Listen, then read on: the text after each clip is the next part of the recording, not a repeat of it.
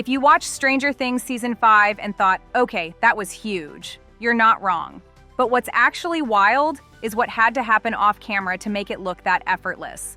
Because Season 5 didn't just have a big budget. It had a battle set the size of a small neighborhood, Demogorgons that were literally air for half the shots, a monster set you physically walk inside of, and one sequence where they were preparing to dump 13,000 gallons of goo into a room with actors sloshing around in it like it's a normal Tuesday. And the best part? A bunch of these secrets aren't fan theories, they're coming straight from the crew in the official behind-the-scenes documentary and from the production designer himself walking people through the sets like, yeah, so anyway, here's the most epically gross thing we ever built. So if you want the real Season 5 set secrets, not the boring trivia, I'm about to give you 15 behind-the-scenes details that make you realize this show was basically a logistical fever dream. Quick spoiler warning, I'm going to keep it light, but if you haven't watched Season 5 yet, you might want to save this for later.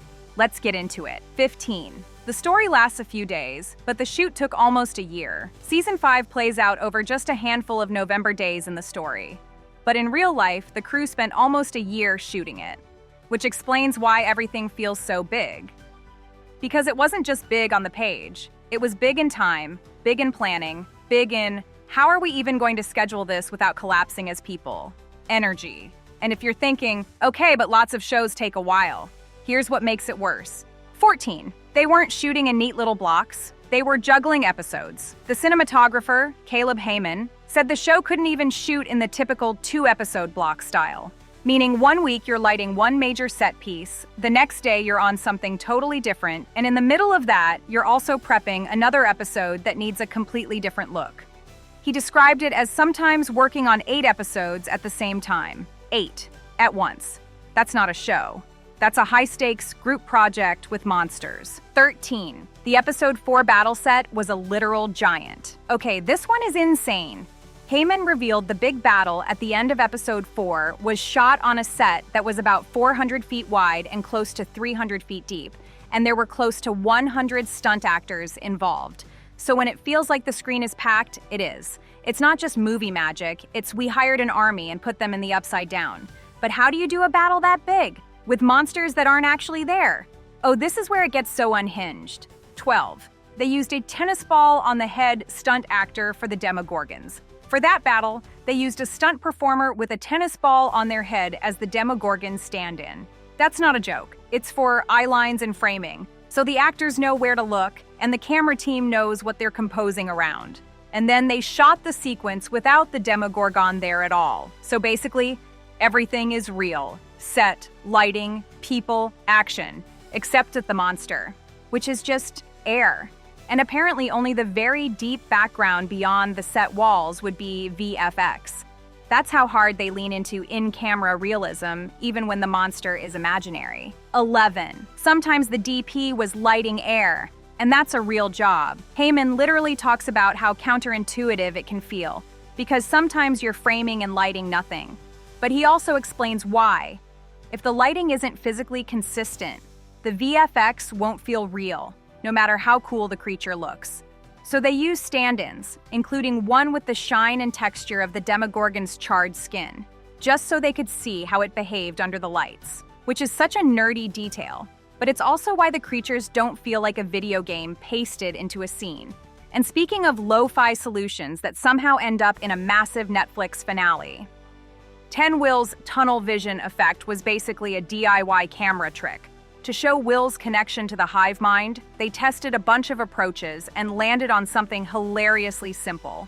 They stacked center spot diopter filters in front of the camera, and Heyman said he was literally holding it in front of the lens and shaking it back and forth while pushing in and out. That became Will's tunnel vision effect. Imagine spending years training in cinematography and your big signature visual is, yeah, I kinda shook the lens thing and it looked creepy, but it gets even better. 9. Demogorgon POV shots were done with FPV drones flying 30 to 40 miles per hour. For the first time on the show, they used first-person view drones for Demogorgon POV shots. And the FPV operator could move the camera 30 to 40 miles per hour, including matching the gallop energy of the creature. And those shots were done in camera. So when it feels like you're racing through the woods like a monster, That's not just CGI, that's a drone screaming through space at highway speed. Okay, now let's talk about the part of Season 5 that feels like the crew looked at a normal set and said, no, make it weirder, and also, grosser. 8. They built a whole other realm using real-world references, then expanded it with a quarry and a giant blue screen. Production designer Chris Trujillo talked about building Dimension X, or The Abyss, with inspiration from Plaza Blanca in Abiquiu, New Mexico, those surreal, eroded white rock formations. But they didn't just copy-paste an idea. They combined physical build elements and VFX plates, and even used a quarry in Georgia with a giant blue screen behind it to create the scale. So the vibe is real-world grounded, but the world itself is engineered, which is kind of the whole Stranger Things formula. Take something familiar, then twist it until it's nightmare logic. Now, if you thought that was the gross part, no, this is the gross part. 7. The Pain Tree set is a walkable monster interior. Architectural Digest did a Season 5 set tour, and Trujillo casually introduces the Pain Tree like, "This is one of the most unique sets we've ever built, and one of the most epically gross." And then he describes entering through what he calls an esophageal hallway. So yes, the entrance is basically a monster throat. The whole thing is an enormous foam sculpture with metal infrastructure built to physically realize the concept art. And it's where Vecna is basically puppeteering the monster. That's not just set dressing. That's, we built a creature you can film inside of. But they didn't just build it, they built it to move. 6. The Pain Tree was designed like a Transformer set so the camera could get inside. Trujillo explains that parts of the set, like spikes, are designed so two people can lift and move them fast. And the esophageal hallway is built on a deck system so the crew can literally break it apart and separate it so they can roll a techno crane straight through the middle. Which means the set isn't just a prop, it's a machine built around camera movement. Also, the columns inside were designed to encapsulate different kids, and they built custom dummies to match the child actors. And the membrane in front of them? Designed with special effects to be tear away, so someone inside can push through and break out. So the horror isn't just visual, it's engineered for action beats.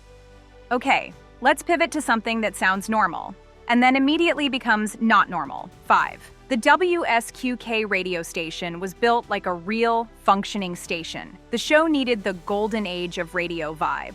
So the radio station set was designed with Art Deco cues. But here's the part that makes it feel personal. Trujillo says one of the images in his lookbook was the exterior of an old radio station the Duffer Brothers used to drive by as kids, and that helped inspire writing the set into the script. They even went to visit it. Then the crew went hard on details, copper stripping on the floor as part of a grounding system, a DJ booth central to the action, and talking to people with broadcasting experience to make the layout accurate. They also recreated equipment down to rivets and logos because they couldn't just buy that stuff. And my favorite detail, they talked about buying lots of original 40-year-old snack packaging off eBay and recreating the boxes when they couldn't find the real thing.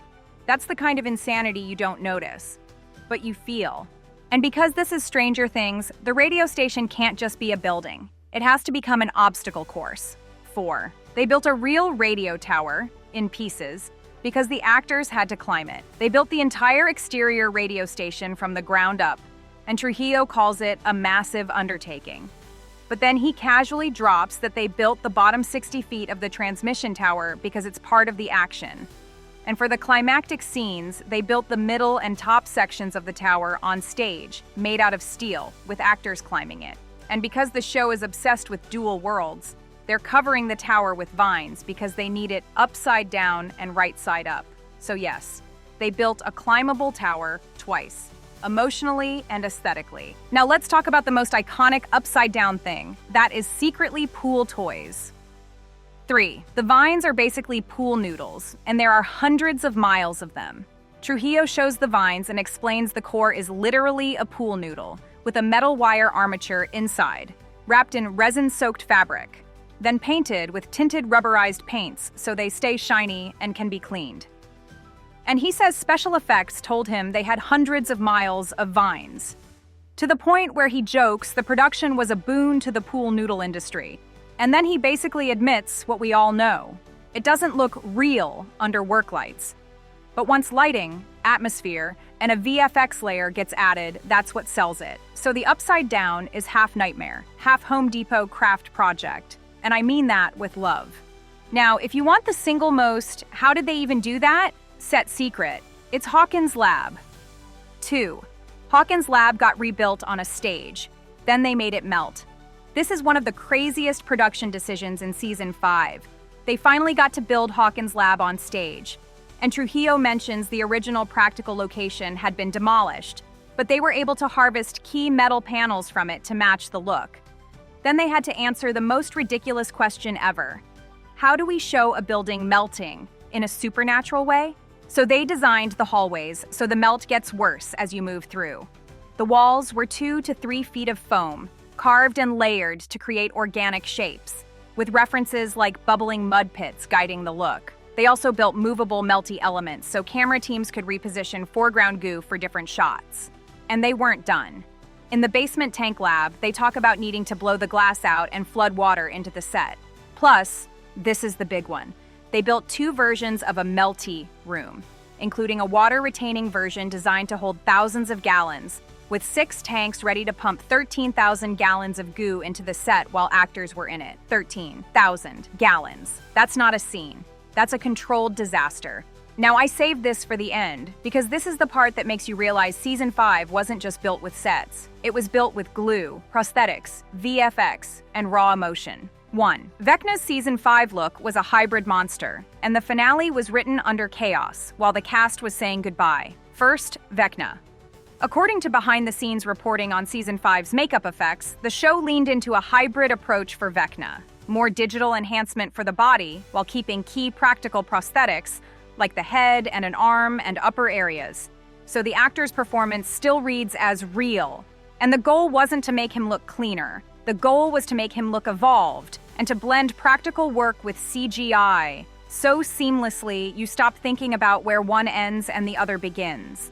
They even used a printed suit as a reference for VFX work, and the prosthetic application time was reportedly cut down dramatically compared to earlier versions of the character, because no one can live in a makeup chair forever. Now, the finale, the Netflix documentary One Last Adventure. The making of Stranger Things 5 revealed that they went into production without a finished script for the finale, and that filming episode 8 was happening while it still wasn't fully written. Matt Duffer literally called that scary, and the documentary shows how much pressure they were under to get it done. And the writer's room was still debating huge choices, like whether Demogorgons should even be in the final battle, because final season doesn't mean easy decisions. And while all of this is happening, the cast is saying goodbye for real. Noah Schnapp talked about Winona Ryder becoming like a mother figure to him, and how on her last day he couldn't let her go. He also said she'd invite him to her trailer to rehearse for emotional scenes. Because when a show runs that long, the relationships stop being co-workers and start being family. He even pushed to add a final moment between Will and Mike because he felt things were left unsaid, and they added it. That's not just acting. That's a cast member fighting for closure. Millie Bobby Brown also got emotional during the finale table read, especially reading her goodbye to David Harbour, because the show wasn't just ending in the story. It was ending in their lives. And then you've got moments like Maya Hawke catching a potential plot issue mid-scene, because even at this scale, the show still comes down to people in a room going, wait, would my character do that? So yeah, Season 5's biggest secret isn't one prop or one effect. It's that they were building the most ambitious version of the show, while also trying to land an ending people would actually accept, while also emotionally detaching from something that basically raised them. That's the real behind-the-scenes horror. And if you made it all the way here, you already know. Stranger Things. Season 5 wasn't just filmed, it was engineered. If you want more breakdowns like this, where we pull the receipts, break down what's real versus what's enhanced, and explain why it hits the way it hits, make sure you stick around because there's still a lot of Season 5 details people missed the first time.